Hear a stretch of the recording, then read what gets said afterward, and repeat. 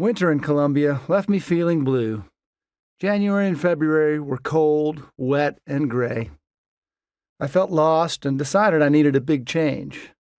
So, with barely even a discussion with another person, and less than a month into my 6th semester of college, I withdrew from school.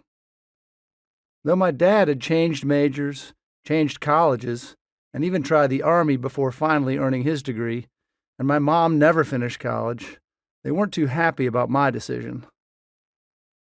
What I didn't know then was that my parents were also facing the most difficult period in their 25-year marriage, a union that would end later that year. Since I was renting a house near campus with friends, I decided to remain in Columbia after my withdrawal from the university. I found a job at the South Carolina State Mental Hospital in the adolescent ward and was given the slightly overstated title of mental health specialist, working with kids who were only a few years younger than me.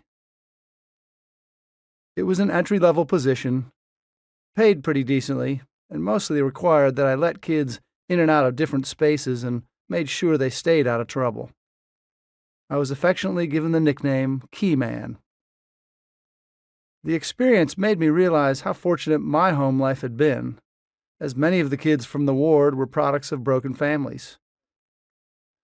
After a period in the ward with the kids, I was transferred to adult recreation therapy, where we got to host a weekly dance for the adult patients.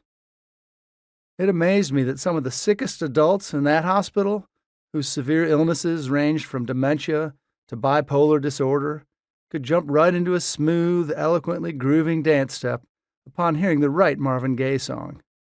I learned a lot working with those patients every day, and I was sure glad to be away from the textbooks for the first time in my life. But I didn't quit school just to get a paycheck, and a job was not going to fill the void I was feeling. So I scoured newspapers, music stores, and bulletin boards around town to see if anyone was looking for a drummer. I'd been missing a creative outlet in my life. Now, without soccer and school filling up my time, I had room to concentrate on making music.